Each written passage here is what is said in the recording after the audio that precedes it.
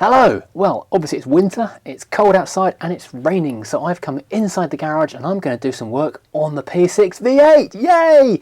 Well, it's been way too long since I've even looked at this car. Currently it's serving as a table for bits of other cars and I've been ignoring it woefully, which is a criminal thing to do because this is my best project by far. If you're new to the channel, you will never have seen anything other than me point at the garage and say, there's a great project in there. If you're old to the channel, you've probably been wondering when I'm going to get back on with it. But basically, a quick shortcut is the 3.5 litre was rubbish. The timing kept slipping out, the timing gear was knackered, so I've bought a 4.6 litre block. That's been honed, polished, cleaned, made lovely. The heads have been completely rebuilt by Motor Tech Engineering in South East London. I've put new piston rings in it. The crank has been honed as well. That's back in there with the pistons attached.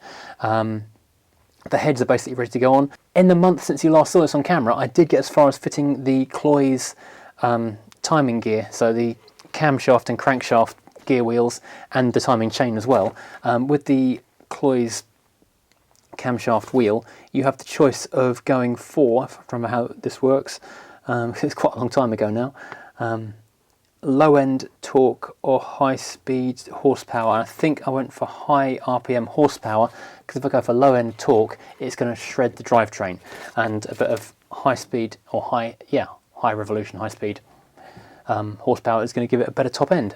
So we'll see how that goes. If it doesn't work out, you can always just take the timing cover off, twist that little thingy, and away we go. I never put it up because basically it's about 10 minutes work to put a couple of timing chains on, and it would have made a very dull video because I got as far as doing this. Then I found that the drive bar thingy-majig, let's call it the drive, for the oil pump was not moving at all. And then I remembered that Motortech, when they dipped and cleaned this timing cover, this is an SD1 timing cover, which means that you can have a shorter nosed water pump. So that's going to fit in the front of the P6 better. Anyhow, they dipped and cleaned this all up for me. I then painted this lovely Buick green. Didn't rebuild the oil pump. They did tell me, I completely forgot. So now I'm going to start building this, making it nice. The distributor will drop through this hole here, which will attach to here, so those two will drive at the same time. And I'm rather hoping that there's some kind of drive that's going to come from from somewhere to connect these bits all together, and it's all going to work. Otherwise it's going to be a bit dead. Anyhow, I'm going to take this oil pump off and go from there. If you remember the earlier episodes of this engine, you'll remember that T was integral to this build. Now these are 12-point bolts. I only have a regular 6-point. Hang on.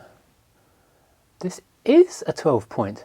There was me thinking I only had 6-point gubbins, and here's me with a 12-point all along. I was going to go and buy one of these things. I've had these for absolutely years. What make are they? I have no idea what brand they are. Just chrome vanadium. Who knew? Well, I didn't know I had 12-point spanners. I know I've got some 12-point sockets, which I've had to buy especially for this particular project.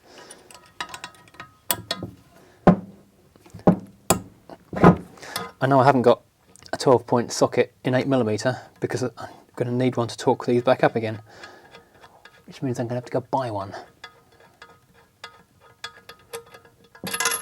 So, you can tell, wow, dear me, that this hasn't been cleaned because I'm one bolt out and already I can smell the oil.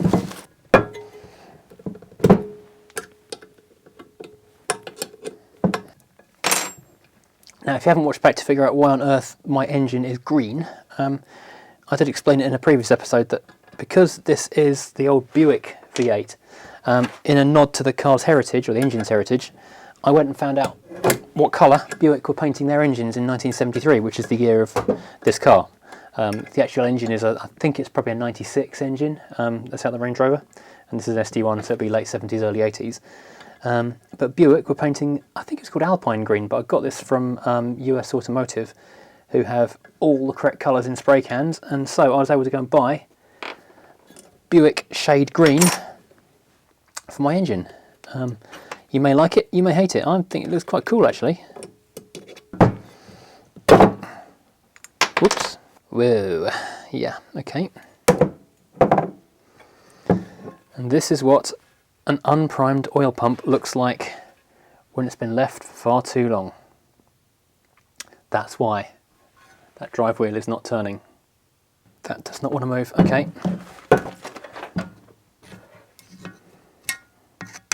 These should just slide out.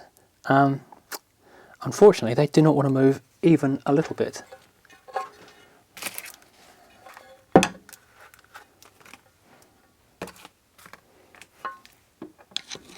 I'm wary of putting too much force in it because it's an aluminium panel.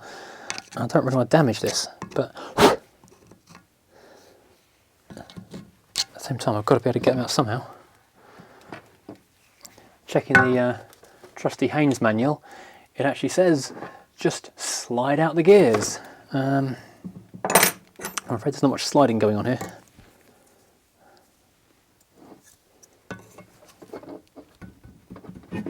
Nope, that's well and truly wedged. There appears to be sand coming out of the oil pump. That's probably a bad thing. I wouldn't recommend putting sand in your oil pump to anyone. I have an idea. A genius idea! It's brilliant, I tell you. It's not brilliant. Literally not brilliant.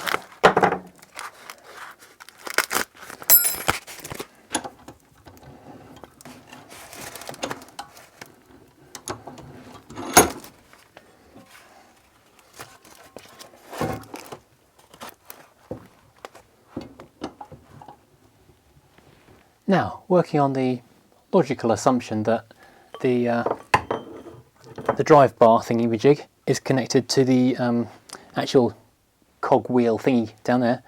Don't be baffy with technical terms here. If I give that a little tap, that should knock it through.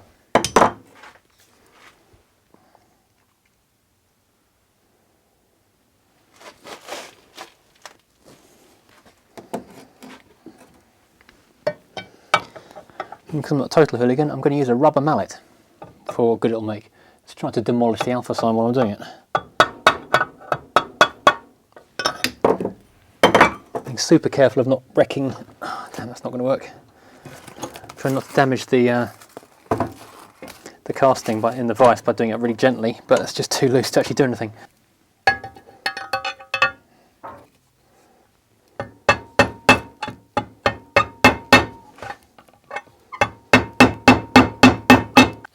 Okay, well, there are 3 staples of any good garage: duct tape, cable ties and WD-40, and I can't glue it together with duct tape and I can't zip tie it, so hey, let's WD-40 this sucker.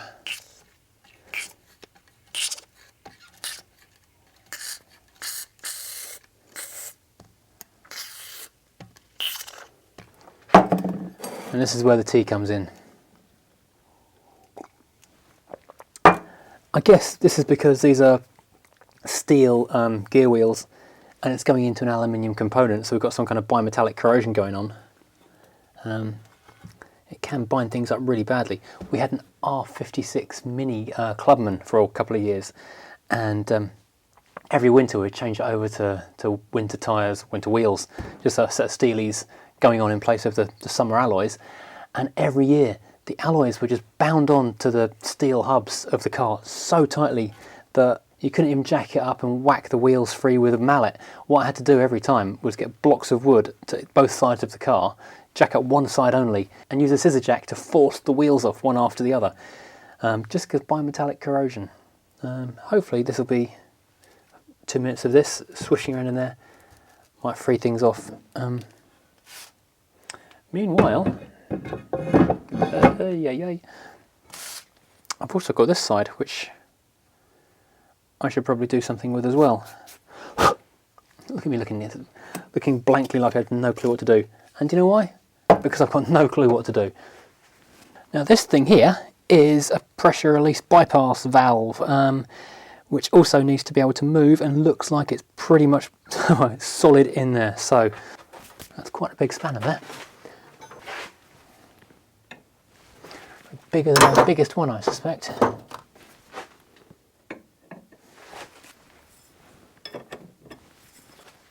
(13/16), my biggest regular size spanner. Nope. 15/16. Well, let's do the trick. No. This is a 32mm spanner.